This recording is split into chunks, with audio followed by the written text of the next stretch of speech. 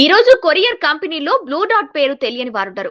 ఒక parcel urgent గా పంపాలన్నా, ముఖ్యమైన డాక్యుమెంట్లు సురక్షితంగా చేరాలన్నా, కార్పొరేట్ షిప్మెంట్స్ రాత్రికి రాత్రే డెలివరీ కావాలన్నా చాలా మంది ఇప్పటికీ ముందుగా గుర్తుకు వచ్చే పేరు బ్లూ డాట్.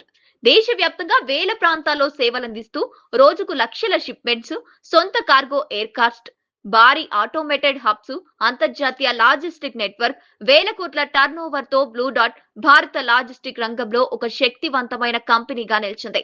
కానీ ఈ రోజు ఇంత పెద్ద సామ్రాజ్యంగా కనిపిస్తున్న బ్లూ డాట్ 1980లో 30,000 రూపాయలతో మొదలైంది. చాలా చిన్న గదిలో కొద్ది మంది ఉద్యోగులతో ముగ్గురు మిత్రులు కలగా మొదలైంది. భారత్ లో ఒక కొరియర్ సమయానికి ఎందుకు చేరదనే ఫ్రస్ట్రేషన్ నుంచి పుట్టింది బ్లూ డాట్. 1980లో భారత్ లో ఒక పార్సిల్ పంపడం కూడా పెద్ద పనే. ఇప్పుడంటే మొబైల్లో ట్రాకింగ్, సేమ్ డే డెలివరీ సాధారణంగా అనిపిస్తుంది. 1980లో పరిస్థితి పూర్తిగా వేరు. కంపెనీలకు ఒక ముఖ్యమైన డాక్యుమెంట్ విదేశాలకు పంపాలంటే రోజులు పట్టేదే. పార్సెల్ మిస్ అయ్యేవి. ట్రాకింగ్ ఉండేది కాదు. పార్సెల్ సమయానికి చేరుతుందో లేదో తెలియక కంపెనీలు టెన్షన్ లో పడేవే.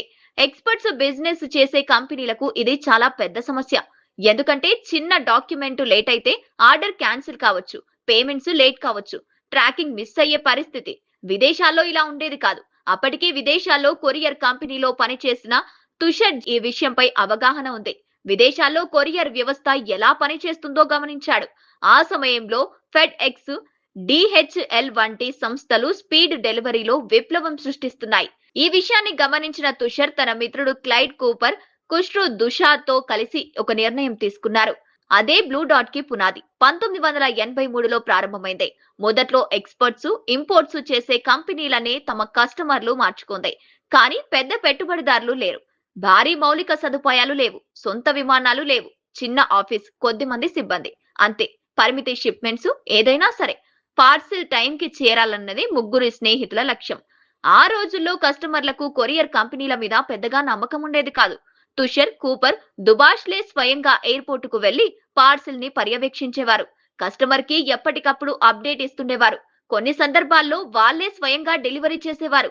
ఎలాంటి ఆలస్యం లేకుండా కరెక్ట్ టైం కి డెలివరీ చేయడమే వాళ్లకు కావాల్సింది. అదే వాళ్లకు మొదటి పెద్ద విజయం. క్రమంగా కంపెనీలకు బ్లూ డాట్ పై నమ్మకం కుదిరింది. కొరియర్లు పెరిగాయి. సరైన టైం కి డెలివరీ చేయడం, అప్డేట్స్ ఇవ్వడమే కాదు, టెక్నాలజీని ఈ ముగ్గురు స్నేహితులు అందిపుచ్చుకున్నారు. 1980ల చివర్లోనే బ్లూ డాట్ కంప్యూటరైజ్డ్ ట్రాకింగ్ తీసుకొచ్చింది. ఈ రోజు ఇది చిన్న విషయం అనిపిస్తుంది. కానీ అప్పట్లో పార్సిల్ ఎక్కడుండదనే విషయం కస్టమర్ కి చెప్పడం విప్లవమే. పార్సిల్ డెలివరీలో బ్లూ డాట్ చేసిన మారో గ్యాంబుల్ సొంత కార్గో ఎయిర్ క్రాఫ్ట్ ని కొనుగోలు చేయడం, ఇది బ్లూ డాట్ బిజినెస్ స్వరూపమన్నే మార్చేసింది. పార్సిల్ డెలివరీ స్పీడు ఇతర ట్రాన్స్పోర్ట్ పై ఆధారపడకూడదని సొంతగానే బ్లూ డాట్ ఏవియేషన్ ని ప్రారంభించారు. రాత్రి షిప్మెంట్ తీసుకొని తెల్లారేసరికి డెలివరీ చేసే నెట్వర్క్ ని ఏర్పాటు చేసుకున్నారు. ఇది బ్లూ డాట్ నే కాదు, భారత లాజిస్టిక్ రంగాన్నే పూర్తిగా మార్చేసింది. 2000 ప్రారంభానికి బ్లూ డాట్ భారత్ లో స్ట్రాంగ్ నెట్వర్క్ ను బిల్డ్ చేసింది. ఈ విషయాన్ని గమనించిన ప్రపంచ దిగ్గజం డిహెచ్ఎల్ 2002లో బ్లూ డాట్ తో భాగస్వామ్యమైంది. భారీగా పెట్టుబడులు పెట్టింది. ఈ డీల్ తో గ్లోబల్ టెక్నాలజీ, ఆటోమేషన్, ప్రపంచ వ్యాప్తంగా విస్తరించే సామర్థ్యం బ్లూ డాట్ కి వచ్చాయి. అలా గ్లోబల్ ప్లేయర్ గా మారింది. కాలక్రమంగా మరెన్నో మార్పులు వచ్చాయి. ప్రతి మార్పును బ్లూ డాట్ అందిపుచ్చుకుంది. అమెజాన్, ఫ్లిప్కార్ట్ వచ్చిన తర్వాత కొరియర్ ఇండస్ట్రీ పూర్తిగా మారిపోయింది.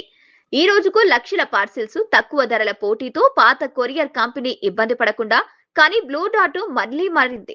ఎక్స్ప్రెస్ డెలివరీలు, ఆటోమేటెడ్ స్టాండింగ్లతో విస్తరించింది. ఈ రోజు మార్కెట్ లో delivery, DTDC, express business, Ecom express, Amazon సొంత లాజిస్టిక్ నెట్వర్క్ భారీ పోటీ ఇస్తున్నాయి. ఇప్పుడు పోటీ స్పీడ్ పైనే కాదు, ధరలు, technology, automation, last mile delivery పై కూడా ఉంది. అయినా బ్లూ డాట్ ఎందుకు స్ట్రాంగ్ గా ఉందంటే నమ్మకం. భారత కార్పొరేట్ రంగంలో ఇప్పటికీ ముఖ్యమైన కొరియర్లు పంపాలంటే బ్లూ డాట్ నే నమ్ముతారు. బ్లూ డాట్ చెప్పే పాఠం ఒక్కటే. ముగ్గురు యువకులు అందరికీ కనిపించిన ఒక సమస్యను చూశారు. కానీ వాళ్ళు అక్కడ వ్యవస్థ చూసి తిట్టుకోలేదు. అవకాశాన్ని చూశారు. పెట్టుబడి, నెట్వర్క్ లేకున్నా ఒక విజన్ తో ముందుకు వెళ్లారు.